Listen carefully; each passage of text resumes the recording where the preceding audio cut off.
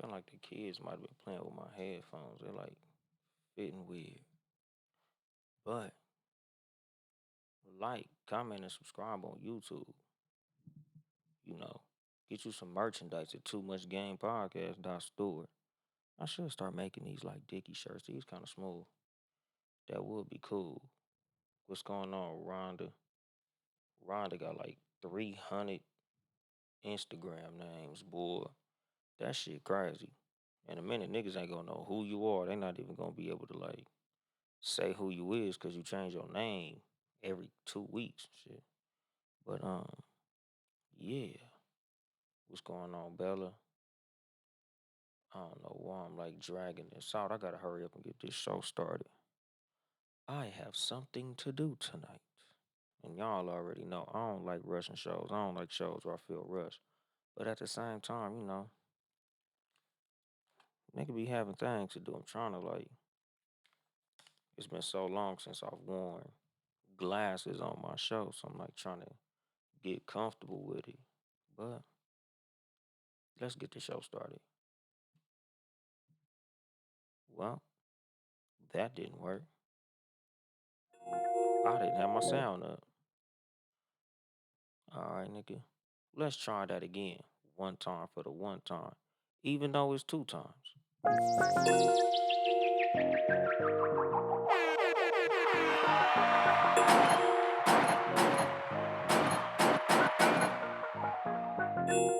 Gunshots. B word.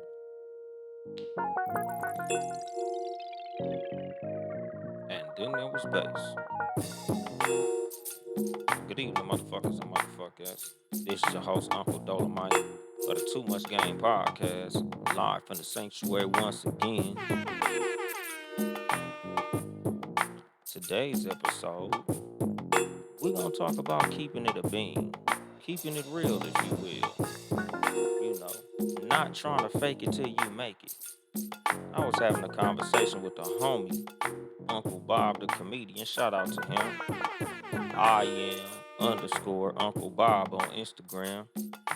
One of my comedic brethren, a homeboy who I've been talking to very often as of recent. We've been talking about comedy because, he been in the game a lot longer than me. So, he wanted a dude who I go to for advice and feedback and all that. What's going on, Trill? I chop it up with Uncle Bob a lot. Just trying to, navigate my way through this comedy thing. Cause, I tell y'all all the time as far as like who I am and how I operate as a person. Anything that I put my hands on, anything that I tell you that I'm going into, I'm gonna go into it with 100% seriousness. Like I don't play about things that I consider crafts that I involve myself in. So even if it's something that you might see me just starting out doing, everything that I do, I'm gonna take serious. Like anything that I put my hands on, I'm gonna give 100%. Like nigga, whether that be in the research that I do, the work that I put in, the work ethic that I have, the frequency of how often I do whatever that thing is, how much I practice and whatever it is, I'm gonna take that shit serious. So comedy is no different.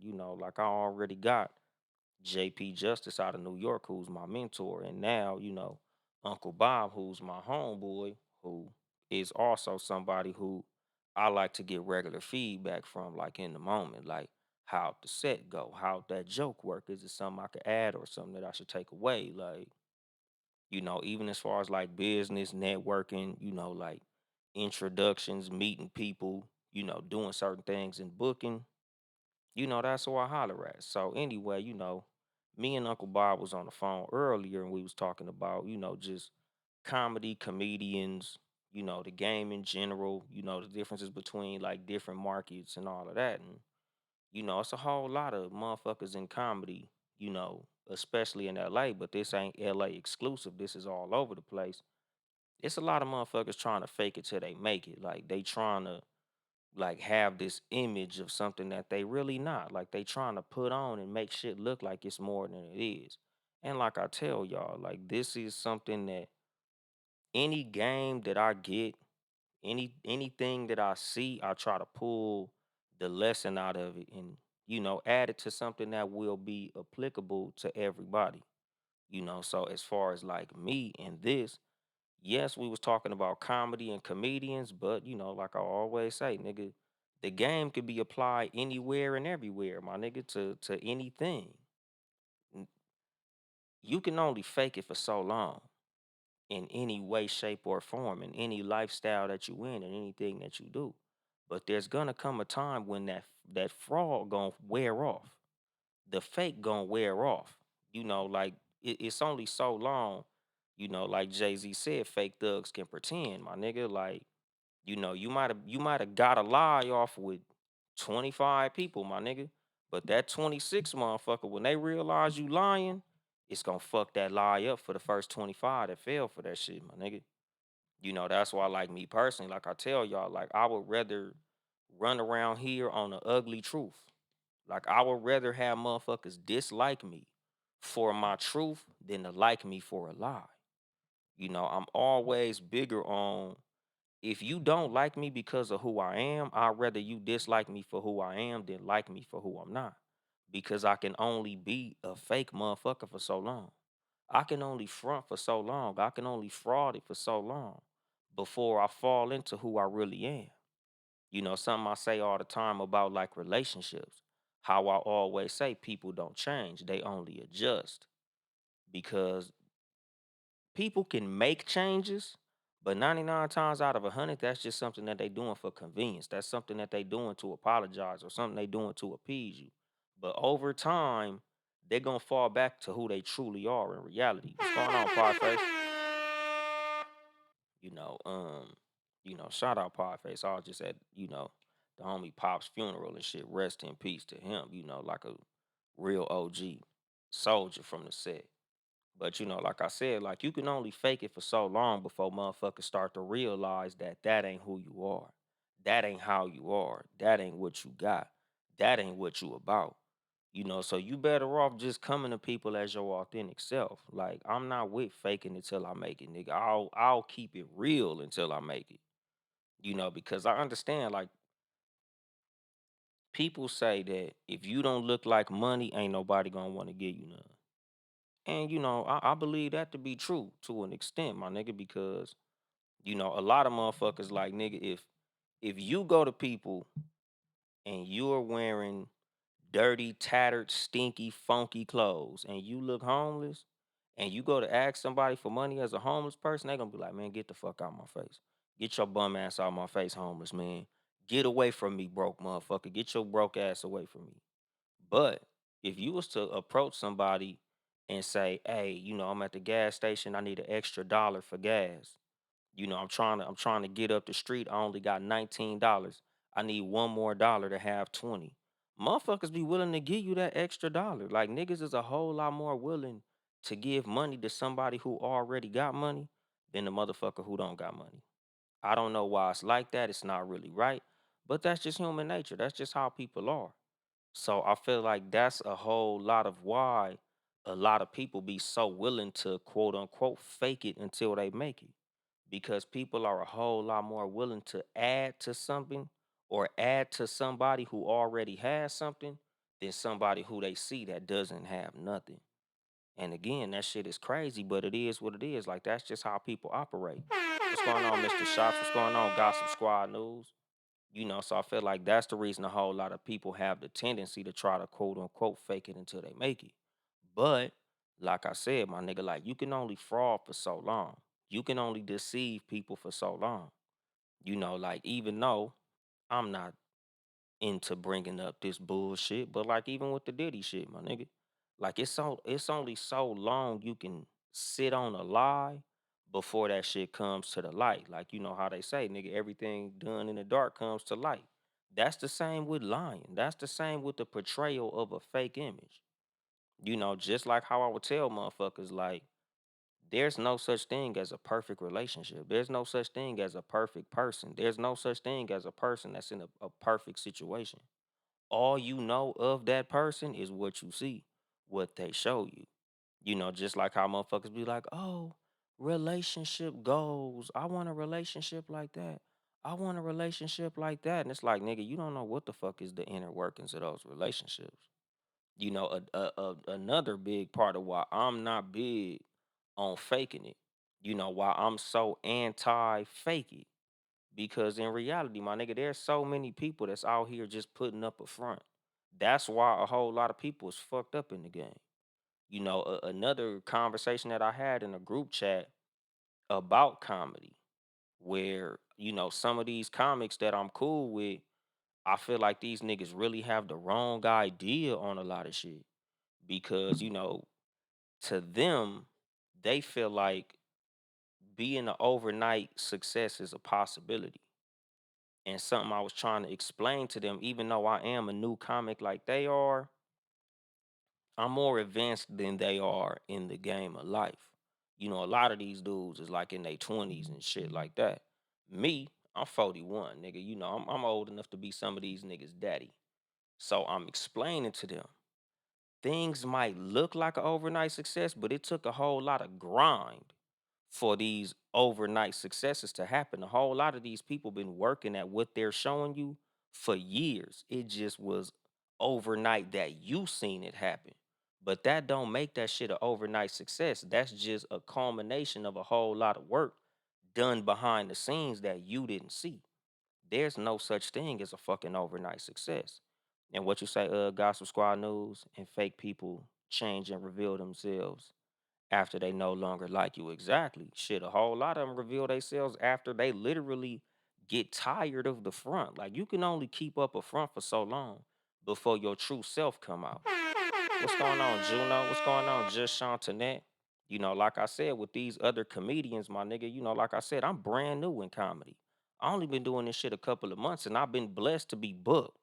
Like I just got off the phone with somebody trying to book me to do a fucking motorcycle annual. Like nigga, I've been pretty damn busy. Like I've told y'all like about this show and why I haven't been doing as much of the content as I could because I'm booked. I'm busy in this comedy shit. Cause like I said, nigga, I'm taking this shit dead ass serious. So a whole lot of what I'm doing is a whole lot of networking, a whole lot of dipping out to the city, like getting things done, having phone calls, talking to other comedians. That's the reason I'm going to New York. I'm gonna be on stage every night in New York. Like I might not even do a show next week because I'm gonna be in fucking New York. I might do one from the hotel room or something, possibly, but I can't make no promises because I'm dedicating that whole trip to being on stage doing comedy. What's the motherfucking deal, Juno? What's going on, Rob? But like I said in the conversation that I had with these young comics, the niggas was like, yeah, if you go hard enough on social media, you can go viral. You can get famous. All it takes is the right video. You'll go viral overnight. And it's like a whole lot of those niggas who went viral have been working at this shit for a long time, my nigga. A lot of those niggas been putting up hundreds of videos before one went viral. And then when you go viral, you have to have something to keep that momentum going. You have to have something to keep the people moving within that, my nigga. Like you can go viral, that shit is easy. Going viral ain't shit. But it ain't that cool if you go viral off one video and then your follow-up video ain't funny or your follow-up video is some bullshit. I don't know. My lives be broke, Shawntanette, but I'm gonna see if I can add you. Cause if I can add you, I'll be more than happy to have you on the show. That shit will be crazy if I can actually have a guest on this motherfucker. It's been a long time, but let's see if it works. It say accept the invitation, but for some reason it's not adding her. My lives be broke as shit, my nigga. Like I really don't like how Instagram be doing the bullshit. Like it don't be letting me add people.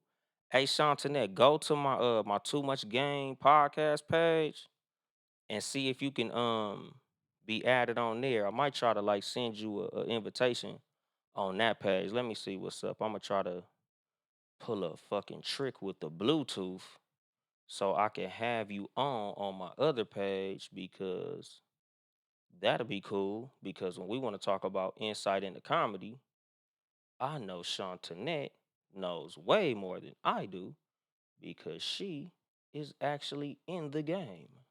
While I, my friends, am brand the fuck new, my nigga. So like I said, Shawntanette If you can go to the Too Much Game Podcast Instagram page at Too Much Game Podcast, I'll add you on there and have you as a motherfucking guest. Let me see. Let's see if we can get the motherfucking audio to work. Because that shit bullshit, boy. I don't know why Instagram do that. They don't let me add people to lives. Here we Yeah. go. Here. Booyah. And you on the We motherfucking show. call me on my other phone, then let me get you back on my other line, then call the house phone. Okay, Hey, I'm telling you, have your people call my people out this motherfucker. told me tap in with Uncle Dolemite because he on there spitting some gems. I said, well, let me add my little 2 cents in, okay? Man, I'm real life Hollywood out here. I'm coming out there too to do the show. I'm doing shows out there. I see you. So you said you in New York right now? No, I'm gonna be in New York next weekend. Okay, but you in LA right now. Yup. Okay, that's what's up. That's what's up. I've been trying to. I haven't been trying at all to get to New York. Every time I think about going to New York, the plane situation get in my head and I sit my ass at home.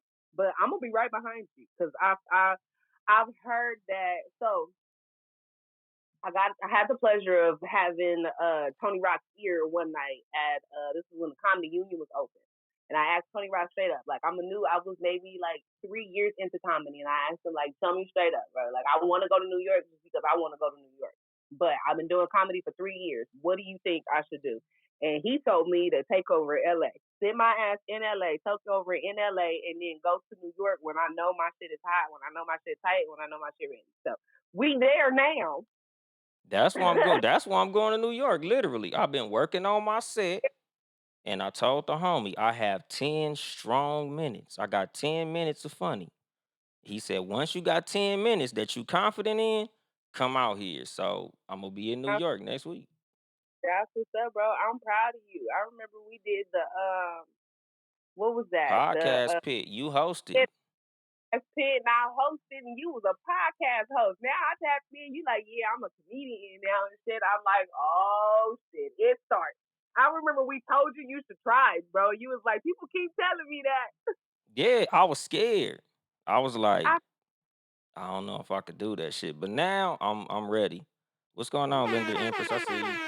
But yeah, I'm ready. I'm gonna be out there. So what I'm pushed the over the edge? What made you like forget it? I'm gonna just do it. shit. I had the homie on as a guest, and he hosts a room out here. He got a room in Corona. So Okay. he was like, "Yeah, man, come do the open mic. You know, it's gonna be in Corona. I got a spot. It's all comedians. Like you can get as much time as you want." So I was like, "Well, shit. If it ain't nothing but new comedians, like the stage fright gone, cause y'all niggas, you ain't no funnier than me. What the fuck are y'all? Hey, it's me. You That's what's know." up. So I hopped on, did that. I did good, and then I got booked for another show in Rancho. And shit, ever since, like motherfuckers been booking me. Like people been hitting me up, like, "Oh man, I do this birthday party, do this show." They trying to get me to host a fucking annual for a motorcycle club. I don't think I'm gonna do that shit. I don't think I'm ready for hosting, but Why not? I don't know. It's like a high energy. You know, you gotta have that energy to be a host. I'm not no high energy nigga. I got some jokes, but I'm like laid back. Like I'm a bore them niggas. Hosting is a whole different beast. I'm not gonna even hold you and bullshit you like, oh no, that shit easy. Nah, hosting is a whole different. Hosting and being a stand up comedian is two different things, and I wish a lot more people knew that getting into it. Because sometimes a host could really ruin the show because they don't have that high energy. So I feel that. I And respect that you lining because of that reason. yeah, and see that's the thing, cause like I told them niggas, I'll slide somebody alley oop, you know, cause I might be hitting you up about that shit. Like it's gonna be in the city. So Hit me. See, I'm down there. I don't turn down shit but my collar. People be like, where you do stand up comedy at? I'll be like, you got a mic? I'll do that shit right here in your face. I I don't seen you care. did it at the goddamn Compton courthouse. I'm like, oh yeah, nigga, she different. I said, nigga, who the fuck show up to the Compton courthouse to do comedy? So listen. So the dude, I put it in the video. I put that part on the video. I have never been to the Compton courthouse, right? I've never like just answered a call from somebody on the internet and just shown up places or anything like that. But the guy got me because he showed up to my mental health check comedy show in town LA, right? So he showed up in person and picked up the energy in person. Like, okay, you seem like a cool dude. So when he kept talking to me on the internet, I'm like, all right, I'm gonna just go ahead and trust you. And I took my boy DJ D Major with me. He's from Compton. I'm like, come with me because if this white man try to kidnap me, okay, you're gonna be the first to know, nigga, because this is new territory for Shawntanette. Yeah, cause I'm sure like, are y'all niggas trying to serve a warrant? Is that what you niggas do now? Like, Not about indictments, but I done seen a whole lot of TV, and I feel like if you needed to get a nigga like me offering some stage time is the best way to get me there. Absolutely. cause I'm sure like you went. I'd have been I scared. Like, nigga, what the fuck have I done in Compton that got these niggas looking for me? had to check, like, did I do some shit that'll get me tricked into going to jail? Like, cause that it was the part of like the roost of getting me to the Compton courthouse. That was the part that I was stuck on. I'm like, I don't think I've ever done anything that bad in my life where I gotta be tricked into going to jail. Niggas thought you was a flight risk. Like, if we just try to call her, she ain't coming. Done ever did shit. But it was actually a phenomenal show. I told the person who put it together, like, you really did a thing here. And the energy of the employees who the show was for, it was for the public defenders at the Compton Courthouse during their lunch break. And they energy, it felt like it was 10 o'clock at night at a comedy club. Like it was so dope in there. I've never experienced nothing like that in my life. But like I said, I don't really turn down much. Yeah, it sound like you got some big laughs up out of there. So I was like, okay, yeah, she killed that shit too. And they're killing them, but everybody did. It was a full lineup. So it was myself and two other comics who didn't work at the Compton Courthouse, and then two people that did work at the Compton Courthouse. And together, it was a full little production. I was like, this was lit. Yeah, cause shit, tonight I'm going to some shit. I think at like some rooftop, something downtown.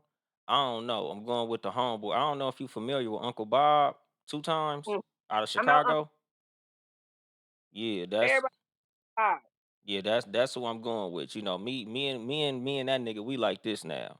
We locked oh, in. So that's a good person to get locked in with. He a good dude. Just a straight up good person.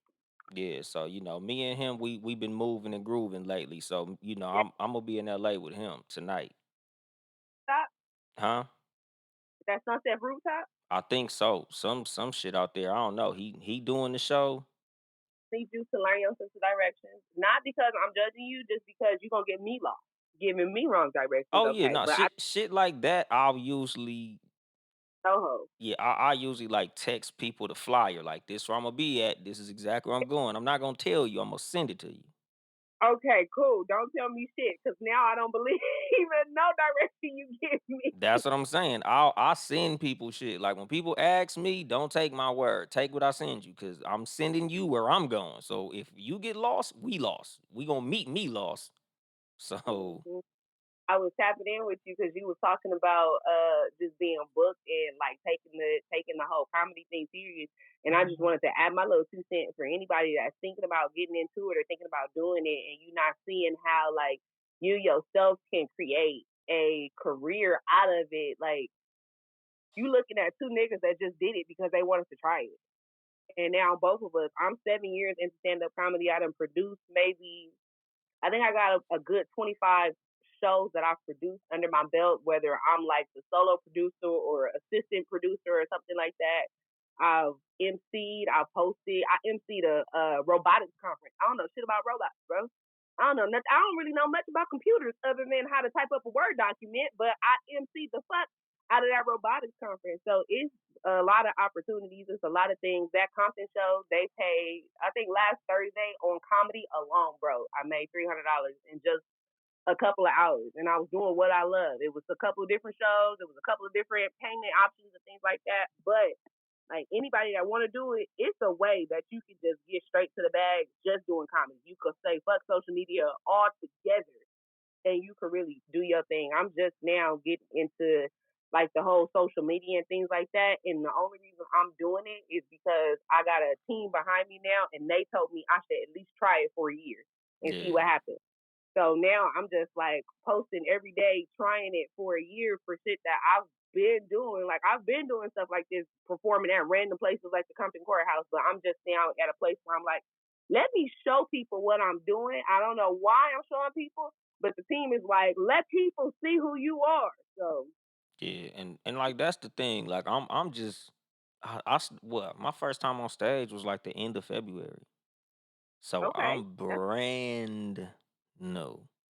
But that's brand. like I'm in a group chat with these dudes, and like basically what I was saying was these niggas in the group chat like, oh, you can go viral overnight. Like, oh, you just gotta keep posting on social media, then you're gonna blow up. And I'm like, that's not how this works.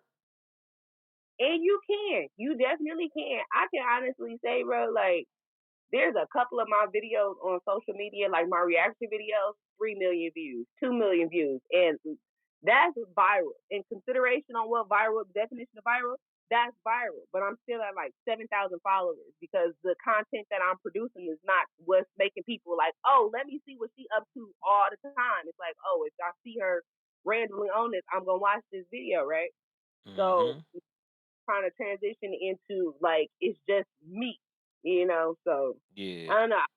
I'm engaging. I can't give too much advice on that. Let's go back to talking about stand up comedy. I'm an expert at But that. see that and that was the thing too, because like the conversation that we was having as far as that was like, if you a stand-up comedian, you want to go viral for being a stand-up comedian. You don't want to go viral for doing some stupid shit on the internet, because that's what they're gonna want from you. You gonna get on stage and they're gonna be like, do that stupid shit you did on the internet. I don't want to see these jokes you trying to write. Do that stupid shit. You did a backflip into some jelly. Nigga, go get a bowl of jelly and do a backflip. Like, Bowl of jelly with you everywhere you go. I got a new bit that I'm working on right now about that specific thing. Just social media wanting you to do the same thing over and over again. And I've never been that type of person to do the same thing over and over again. Like once I'm over it, I'm over it. I'm not going back to that. yeah. So yeah, my material is transitioning a lot because of that. Because even with stand up comedy, to grow a fan base, even your fan base want to see something similar. Like they know, when you go to a Dion Cole show, that nigga gonna pull out that notebook and he gonna pull out his pen and he gonna write that joke off it if you like it, if you laugh or not. So that's the kind of the hard part about being in the society we live in. But then you got people like Pastor Michael, I can't even think of his last name, but this man going around selling out stadiums, bro. Stadiums, motivational speaking. He talking about he doing stand up comedy, but through like spoken word and mental healing and things like that. Like he's not even structuring his shows like stand up comedy shows, but he is a stand up comedian. So I I feel recommend like that's what Dave Chappelle is doing. I recommend you read the comedy Bible if you're a reader. I wasn't a reader before I got into stand up comedy, so I kind of had to become one to learn new shit. But I recommend you read the comedy Bible. And the comedy Bible, it starts off at the beginning of the book, giving you several different avenues you can choose by just becoming a stand up comedian. Like so many doors get opened up to you just because you slap that title, stand up comedian, on your resume. Yeah, I'm gonna check it out. Cause like right Mhm. now, I'm approaching everything like a student. Like, Mhm. even though I've been booked and shit like that, like I'm not even finna like let it get to my head. Like, oh, I'm better than all y'all niggas because I'm getting booked and y'all not. Like, You shouldn't. I'm 7 years into this. I spent a large portion of my career just silently learning stuff. And even now, with all that I know and all that I have accomplished already, I don't boast and don't tell nobody. I will never approach a comedian like, oh, yeah, I've been doing all of these things. Like, bro, how can I do this? I'm always in a questionable mood. Like, how can I do that? I see you did that. How can I do that? yeah. And like Somebody, that, yeah, I was talking to somebody about Dave Chappelle the other day. I've actually made a note to start watching a little bit more of his stand up because I appreciate the way he can do callbacks and like bring a joke back after after you done heard it one way and then he spin it around and bring it back another way. Like I appreciate that and that's something that I want to learn how to do. yeah, So I'm gonna just somebody I know that do that shit. shit. Ew. I feel like Kevin Hart is the master of the callback, and I'm not a fan of Kevin Hart, but his technique is cold. Like when it comes to them callbacks, cause Mhm. 90% of his specials, there's a callback that the next day you're gonna hear everybody saying. Like, all right, Mhm. all right, all right. And oh, the way my checking is, I got a checking and a savings, and the way that this shit is set up, like that nigga Cole with those little memorable little catchphrases and shit. Like, he not like the funniest nigga in the world to me, but like I noticed, like, nigga, that shit right there, you can make money just off doing that. You could put shit like that on t-shirts and sell them. Mhm. So it's like it's more than one way to skin a cat. So I'm studying everybody. Like, So many ways to skin a cat. So many ways. I hate that reference, by the way, because that is so just yeah, so skinning the wrong. cat is fucking crazy. It's so many different ways to get this shit done, and it's honestly for me, it's just been me finding the way that I want to do it. Hmm. I've watched other people do it their way, and I've watched how my peers are going about it their way, and I want by the time I take my last breath, she lived her life the way she wanted to live her life, and go from there. Yeah, And that's how I do comedy. Like I'm gonna do me. yeah, At the end of the do Shawntanette. It was Shawntanette's decision. Shawntanette chose to make this move and like that. Like I'm starting just now. I've been doing comedy since 2016, August of 2016. I'm just now in these February. February is when I started talking about how I became a comedian on stage. And it took 5 years for me to get comfortable within my own skin, get comfortable with my own voice, get comfortable with like people remembering me after I get off of the stage. Like that was a whole culture shock for me. Like people coming up to me after the shows talking about my set and talking about what I said. Like y'all actually listening to me. That did a whole like mental thing to me that people was actually watching me. So after I got through all of that, now I'm ready. Like, okay, let me actually talk about me. yeah. Let me Cause show y'all how my brain functions, how I do things. Because one thing somebody is always gonna ask you, like, "Oh, you're a comedian. How did you get into that?" yeah, and it was crazy because like literally, I don't know if you want me to bring him up, but he was there at that show. You know, Mhm.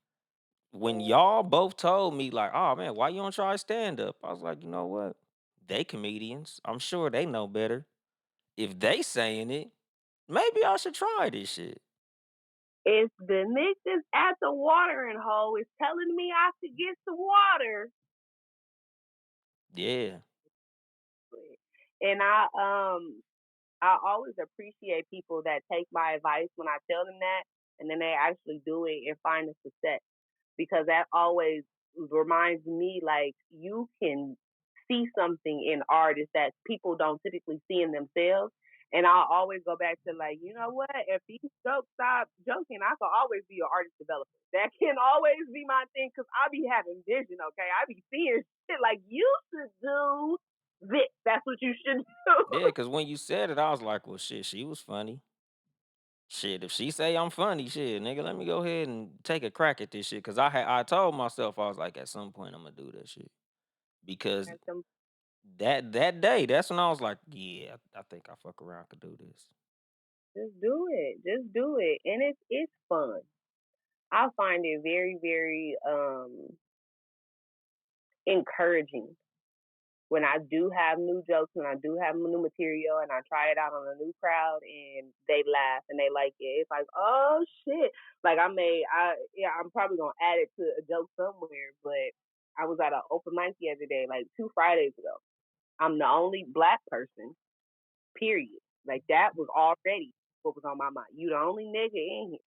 Then I was the only nigga with a vagina. Like that. Not only the only nigga with a vagina, I was the only vagina, okay? The only vagina in the room, and I'm a nigga. It was just all of the things, all of the red flags was going off. It's me and like maybe 7 other white dudes. And I'm at an open mic. And it's on my heart to try my new material. But like my new material, I don't even want to do it. I'm just doing it because I know it's impactful. I know it can inspire. I know it can change, even if it changes one person. I know it can do that, but I still don't like it. That I got to do it, right?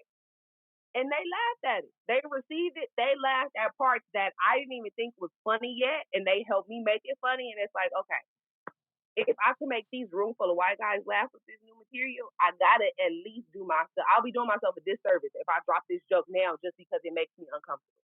You see what I'm saying? Like just because it makes you uncomfortable, that's probably the thing that makes you lean into it. Like you trying stand up comedy made you uncomfortable. That would have been my first joke coming after that. I didn't want to do this shit, but niggas keep telling me I'm funny. Yeah, cause I was so like the fright of it all scared like just the fact it's like these niggas expect to laugh. Like it's easy to get up there and be funny when niggas don't know you gonna be funny because surprise, here's some jokes. That shit hit different when they like, nigga, you gonna make us laugh now. Make us laugh right now. Like be funny, nigga. Like I'm expecting funny. That shit different when they expect funny. Like if you doing a speech at a wedding, they don't know you gonna be funny. They think you gonna say some heartfelt shit. Or if you doing a commencement speech or you a valedictorian, you slide a joke in there, they gonna die laughing because they wasn't expecting a joke. But as a Mm-hmm. comedian, it's like, oh no, nigga, we came for you to be funny. So where that's at, bring that to me. So that shit right there, that's a whole different level of pressure. Like when I did podcast pit, I told y'all niggas this was too much game podcast. I didn't tell y'all I was gonna be funny at this motherfucker. Like, wasn't nobody expecting to laugh. So being that I Mm-hmm. could get y'all to laugh, I didn't think nothing of it because it's like, yeah, I'm funny, but y'all wasn't expecting jokes. So when I surprise you with the jokes, of course you're gonna laugh. So now when I come back to actually be a comedian, I'm like, now they're expecting that shit. So now I gotta see if it actually work for real. You know, it's like, Mm-hmm. yeah, nigga, if you the only boxer at the high school, you gonna whoop everybody ass. But it's gonna be different when you go to a boxing gym because they boxers. Because they boxing for real. Yeah, it's like, oh no, these niggas gonna expect these punches. So nigga, these motherfuckers better work if I throw them. As Mm-hmm. opposed to me go beating up some niggas who don't know no better anyway. Like that's a whole different experience. So like when it comes to this comedy shit, now I got the ultimate confidence. And like I said, that's why I'm going to New York. Because once I got that 10 minutes, because me and JP Justice, shout out JP Justice, that's what I'm gonna be out there in New York with. That nigga told me, he said, when you come to New York, he said, you better have 10 minutes of funny. He like, not Mm-hmm. 10 minutes of hey, not where Brooklyn at, not, women be shopping. Nigga, you need 10 minutes of material that if ain't nobody laughing, you could perform that 10 minutes in an empty fucking room. Mm-hmm. So I just been working on getting 10 minutes. I got 10 solid minutes. Like I'm confident in my 10. Like I'm on their ass. Pause. So, Mm-hmm. I'm gonna go to New York. I'm gonna tighten it up. Pause. Because like even when it comes to like just me on stage right now, like, I still do little goofy shit that I feel Mm-hmm. like, okay, niggas be telling me why you do that. Why you walk around like that? Why you look like that? Why you didn't move the mic stand out the way? Why you not Mm-hmm. standing up front? Like, Right here. I'm gonna tell you that shit if I see you and you get on stage and you let that mic stand take up your space. I'm gonna say something when you get off stage. Like, if you don't get that shit out of your way because you are the art piece, not that mic stand. Fuck that mic stand. Get it out your way. If you need it, go back and get it. and see, that's what I'm saying. Like, that was the first thing that nigga noticed. I sent him my video. He was like, "Why the fuck you ain't moved the mic stand?" I was like, "I don't know." Like, That's the first thing I do. And so when I started, it was so like such an odd experience that a lot of the stuff I didn't know until like years later. That's what I was supposed to be doing, right? So when I started comedy, it was just literally I ended up in a comedy club, ended up on stage. It was just like God was like, "This is where I want you to go. This is where I want you to be. Turn left. Okay, now you have arrived." That's how my day went that day, right? But the first thing I did was move everything. The stool was on the stage and the mic stand was on the stage. And I took time to move them both out the way as I was talking to people. But that was simply because I know I'm clumsy and I didn't want to be in my nerves, in my nervousness. I fuck around and fall and trip over the mic stand, knock it over, knock down somebody, drink the whole building, catch on fire, everybody dead. viral. Like, ah, I didn't want all of that shit to happen, right? So I naturally moved everything out of my way because I know me, right? And then I found out years later that's how you come off as a confident comedian. That's what the confident comedians do. They move shit out their way and then they go get it as they need it. So the whole time, bro, I'm gonna be completely honest with you in your live, okay? Though y'all better not tell nobody, okay? For years, people would compliment my stage presence and tell me like, you are so confident on stage. Here's the secret. You ready for the gag? Okay. I'll be so fucking nervous that my safe space is on the stage by myself. That is what be happening. I'll be so nervous outside and in the world with everybody else. I'm an introvert. That my safe space is for me to be alone, secluded by myself. That's on the stage. So it just comes off like stage presence and confidence, and I'm like, no, I'm cool here, y'all cool there. Let's vibe. See me, I'll be too scared to fucking touch the mic stand. Like I get up there, I will duck off so far in the back. Like I done times on stage where I ain't even in the light. Like I'm like 4 feet back Yeah. behind the edge of the stage. Like y'all niggas gonna get these jokes from back here in the cut, my nigga. I'm like wallflower the comedian.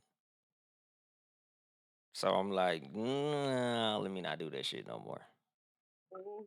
That's the spotlight is nerve wracking as fuck. Because a lot of the times I play off of the facial expressions that people are making in the audience. And then sometimes when I can't see their faces, that's when that 10 minutes of a set that I'm confident in kick in. If I can't see y'all faces and what y'all reacting to, I can easily go to some shit that I know for sure where y'all gonna laugh at. Like my set, I'm thinking right now, you ain't never seen me actually do stand up comedy, just hosting the podcast pit. But I got a joke about thinking I had an STD. I know that shit frontwards, backwards, side to side, in the middle. I can start in the middle of it, take you to the beginning, then take you all the way to the end. It don't matter what we talking about. I can spit that joke out at any time, right? And so now I started using that. I started that joke. I mean, I want to say that joke is about 5 years old now. Now I only use it in desperate situations. Mm. I don't know where the shit is going, or if I don't know how to get off the stage, I'm gonna go to this go to, spit it out, and I'm gonna get out of there. Because I am always, no matter what age my kid turns, I'm always gonna remember thinking he was an STD. I'm never gonna forget that. So, It's like the spare tire joke. like a spare tire joke, that's exactly what it is. That's a spare tire joke in case we get on the flat. Yeah, see, that's And I'm I'm even hosting, like if I'm just like I hosted a Christmas. It wasn't like a pageant. They were having like the school was having like a performance, like talent show type thing. And so they hired me to MC it, and it was during Christmas time. And it was at an elementary school. So there's kids in the room because, the parents is bringing their other kids with them and everything like that. And I didn't know how to, the room was, the kids were getting ready for their next set in the middle of them having like issues with other shit going on. And in that moment, it's like, I've already told y'all everything y'all need to know about me as a host. And now this awkward moment is going on. So I told that joke and I just did it without cursing and I did it without the sexual innuendos and I made sure the kids didn't get the sexual innuendos, but the parents got it. And anytime something came up that sounded kind of sexual, I just made eye contact with an adult and I'm like, you hear what I'm saying? Read between the lines. And the joke still worked even with the missing pieces. That's So, crazy that you could do STD joke in front of kids and not oh make it yeah, sound sexual and have it land. oh yeah, definitely. I'm not gonna lie to y'all at all. I thought I had some. Listen, okay, I thought I had some issues, okay, and that's how you do that, so the kids don't understand. Just like if your kid walk in a room and you, that's what I was about to say. I didn't want to cut you off, but I don't get on stage thinking I'm a stand-up comedian telling jokes. I get on stage, I'm about to go talk to my people, right? So I'm up there and I'm having a conversation. Just you don't got no line. I'm Yeah. just got off. Right? So it's just like if I'm kicking with my best friends and we talk about me going to that one nigga house that I got saved in my phone as don't answer, and we talking about that, but my kid walk in the room, I'm not gonna stop the full conversation just until my kid get his snacks and his colors and his crayons and his notebook and all of the shit that kids do. I'm gonna keep going, but I'm gonna make sure baby don't know what mommy talking about. So that's the same thing on stage. You gotta I always recommend all comics get a set with no cursing at all. Just because you never know. Like I got booked to perform at a show at a church. Paid me $200. I was like, in Jesus' name, amen. I'm telling you. Hello, and still did the SCG joke, okay? Because hello, what did God make? Dick, okay? Everybody understands sex jokes, all right? It just transcends everywhere, okay? And see, that's the shit that I need to work on that. Like clean comedy. I'm a cussing motherfucker. Mhm. Everybody who listen to this show know I'm a cussing motherfucker. Like even on stage, like a couple of people sent like who sent other people my set. It's like, why does he cuss so much, nigga? That's how I motherfucking talk. Like it's not like a fake Richard Pryor shtick, nigga. It's not me trying to. Oh, I'm gonna make it Def Comedy Jam, nigga. I talk like this 24/7, my nigga. Like Mama, you know, been in this mind. Let me tell you what this motherfucker did. yeah. So it's like I literally have to be like, all right, motherfucker, look, let me cut the motherfuckers out of here, this shit, and try to deliver this without that part, cause motherfuckers make real good money cleaning that shit up. So it's all and, shit that I'm learning. and they do. I was talking with Lester Berry. You know who Lester Berry is? Nah, You nah. remember Don't Be a Menace to South Central, I Drink Your Juice in the Hood? That's You remember his that movie? name? No, no, no. So you remember the pastor in that movie, the scene where they in the church and the pastor's preaching? So Yeah. that guy and a comedian, he's a real pastor, right? So I did a show with him, and it wasn't a church show, but his audience knows he's a pastor, and it was on a Sunday right after the people come out of church. And so it was a competition show, and he put in the description of the competition that he recommends that you don't, there was no profanity whatsoever. Profanity got you disqualified. Sexual content got you disqualified. And then he highly discouraged talking about God or jokes about religion and things like that. And so I hear bro up and I'm like, hey, one of my best jokes, I say motherfucker in the middle of understanding. And he's like, I don't understand. I'm like, you mean you don't under fucking stand? That's how my joke go. I literally say under fucking stand in the joke. That's what made it funny, right? He's like, okay, you could do that joke. I saw the joke. You can do it, but you're gonna have to leave out the curse words. And it's like, bro, how do I say under fucking stand without the fucking? Like, how do you even get to that part, right? And I tried to say under freaking stand, but the joke just didn't work. It just didn't hit as hard with under freaking stand, right? So I learned from that competition show that I'm gonna have to get jokes that strictly has not a single curse word in it. Because if you set up the joke and you write the joke with those curse words in it, as soon as you delete that curse word, you basically just added extra water to your Kool-Aid. Yeah, exactly. So, Yeah. so yeah, learn how to stop. At least 3 of the 10 minutes don't gotta be cursing. Yeah. And see, like that's a fucking thing. Like just shit like Yeah, that. That's why I'm glad I got you on here. Cause on some real shit, like literally, I don't even have guests on my show.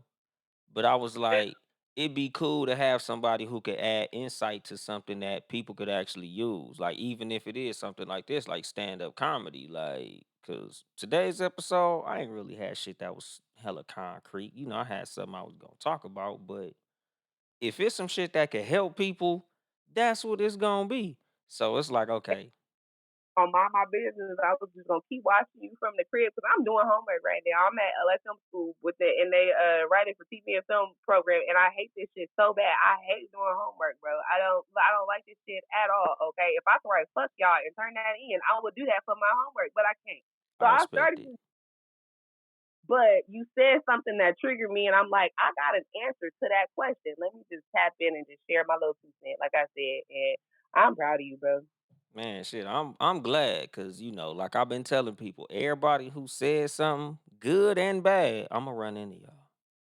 You Mhm. know, I told And we him, I'm don't nigga, make no huh? so I said I don't make no mistakes. I'm a Virgo. When I say some shit, I mean that shit. Yeah, cause even when I told him too, I said, nigga, I'ma run into you, nigga.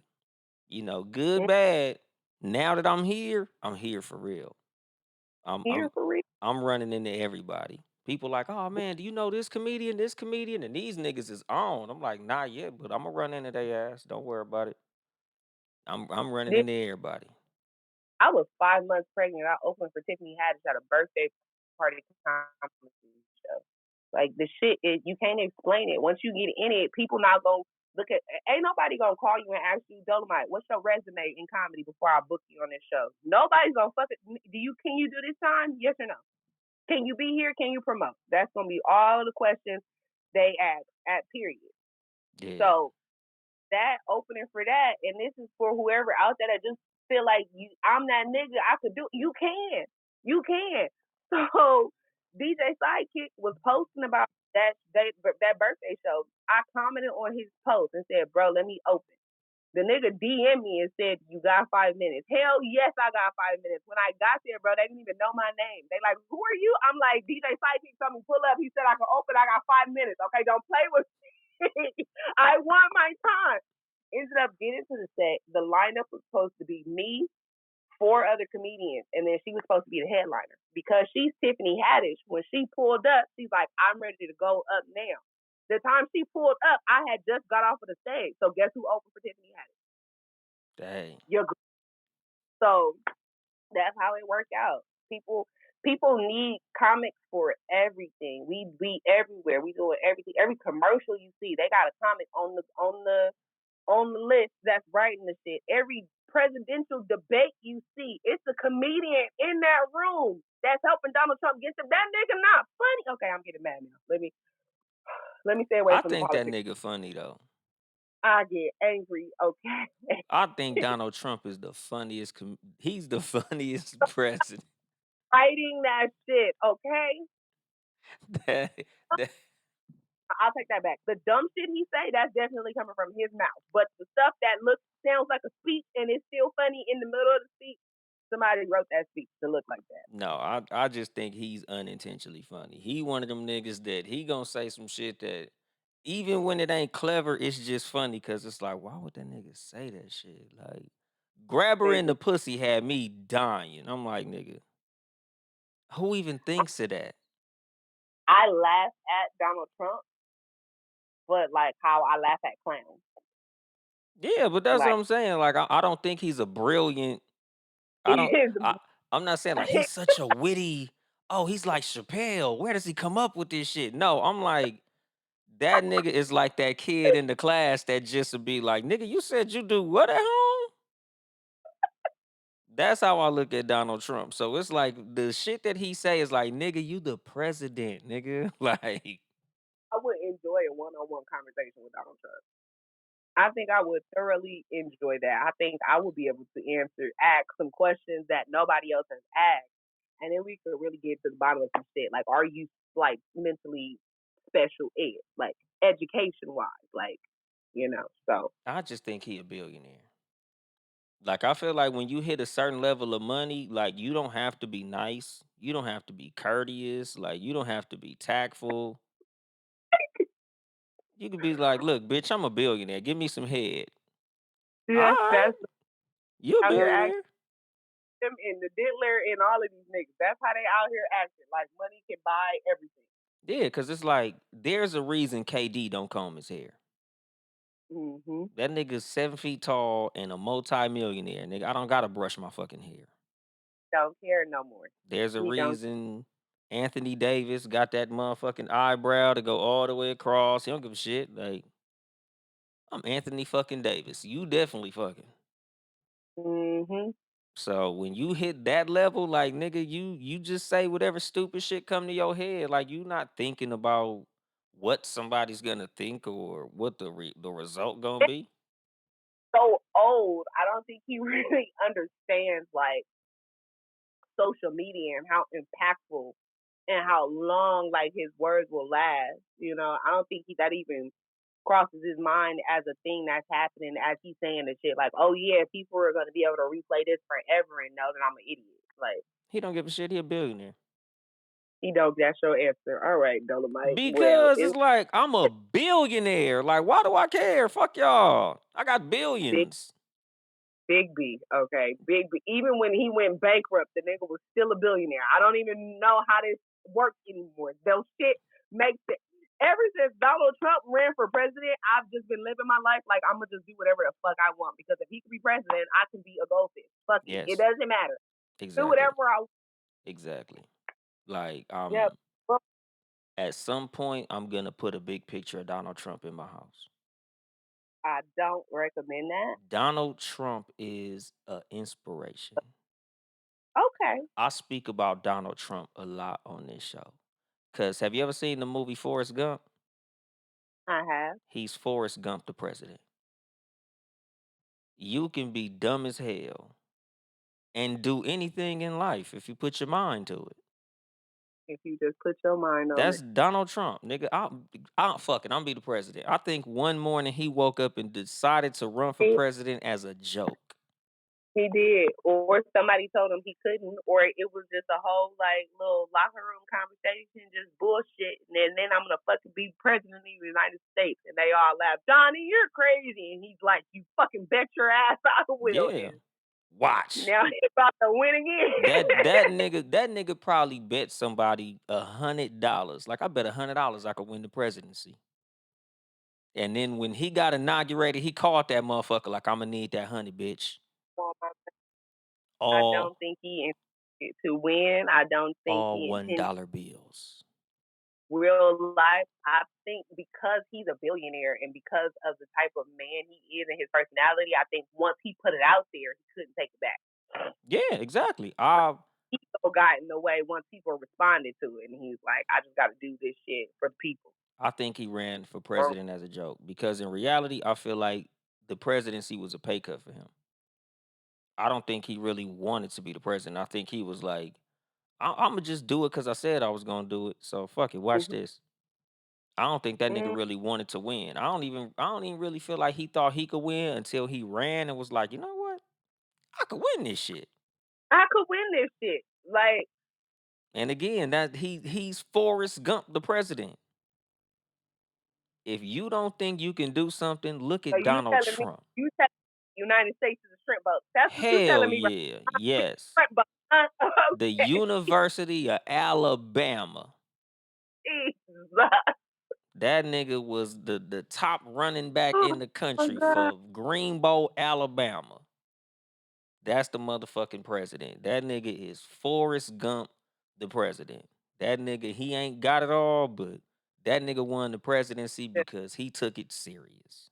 So now your homework is to write this down. And you're gonna write this down as your premise, and we're gonna make this a joke because this shit is funny. Okay, this is your political satire joke. You gonna work on that. Yeah, I put it on Twitter too. When he Nice. won, This shit is funny, but I'm gonna go. I'm gonna finish my homework. Um, like I said, I recommend you read the Comedy Bible. I recommend you look up like the different types of comedy because you might not even know you got a couple of things in your arsenal in your utility belt that you don't even know about yet because you don't even know that type of comedy exists yet. So yeah, look up the different types of comedy and read the Comedy Bible and you on your shit, bro. I'm proud of you. yeah, thank you very much. Yeah, I'm working on it. And I'm gonna let you know where I'm going tonight. I don't want you to get lost if you decide to pop out and shit. Yeah, sure. I'm in a pop out mood. I'm actually looking for some stage time between tonight and tomorrow. And then you and Taste and Ty, I'm not gonna lie to you at all. I'm gonna started 3 times to ask you to take me with you to New York, but I'm not gonna impose on your trip. I'm gonna let you go there, get your feet on the ground first, and then but the next one I'm imposing, okay? Yeah, next trip I go on, I'm letting everybody know that I'm going. Yeah, I Um, really think comics should move in troops like improv troops, but niggas don't be trying to listen to me, so I just be out here collecting people on my own. yeah, I'm torn between the DMV, but because I'm tapped in with Uncle Bob, I might be going to Chicago next. Okay, tell But Uncle Bob that. the girl. We could all go to Chicago, make it a show. Yeah, one of those two. Cause I like going places where I know somebody because I'd Mhm. rather be walked in than have to beg my way in. So Mm. I'm going to New York because I know That's for a fact JP gonna have me on stage every night. So cool. all 7 nights I'm out there, I'm on stages. So That's the type of move I'm trying to make when I go to New York. I'm not trying to be out there sightsee and look at shit. I don't care. Not like that, but I got my own city to go look around. exactly, and So that's what I'm saying. We got tall buildings in LA, nigga. Fuck all that.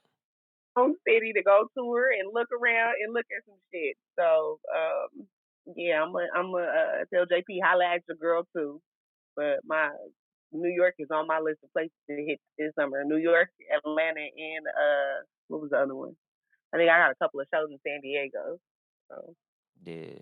Shit, but everywhere I travel, probably from now moving forward, is gonna be some comedy shit. Like that's what I plan on doing when I travel now. Like I want to hit stages and see different crowds. Like LA is yeah, home. Like I'll get there. I'm not even worried about that shit. Cause it was like, why you ain't in Hollywood? Cause I know some of them niggas already. Like I'll do that when I get back from this trip. Like and like I know, like some of the shit these niggas be doing, I don't like it. Like some of these niggas be show I, stopping and gatekeeping and shit. Like I don't do the whole outside networking and all of that stuff. I meet people real organically, and if we work together, it was meant to be. So, that's what I'm yep, I on.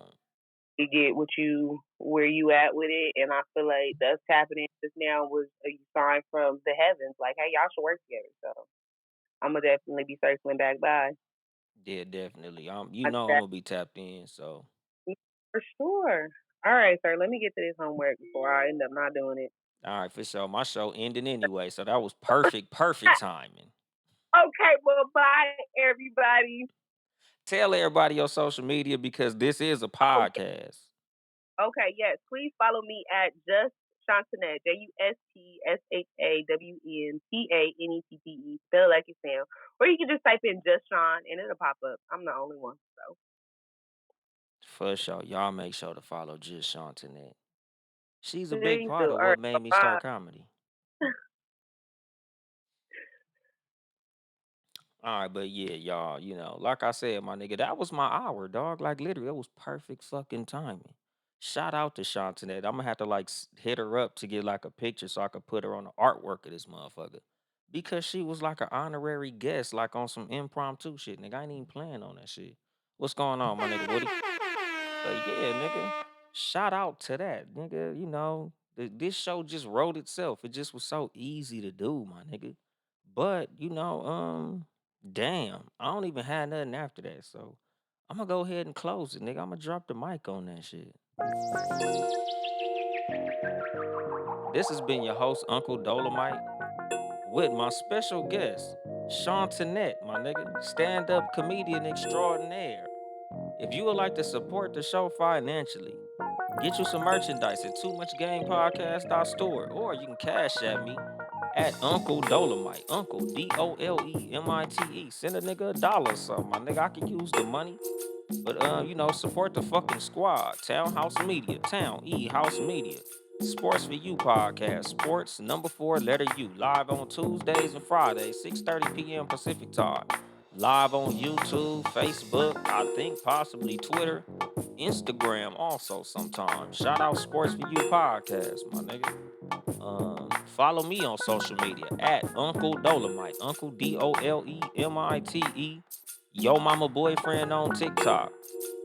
Uh, Subscribe, leave comments, and hit that like button on YouTube, my nigga.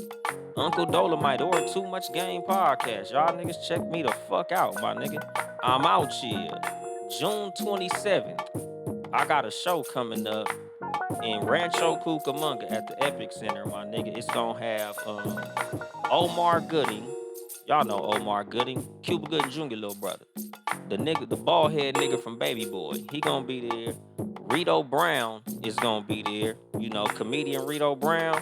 He gonna be at that motherfucker. Of course, myself, Uncle Bob, Maury Richardson. I think Landy gonna be at that motherfucker. Um, it's gonna be like 2 other comics.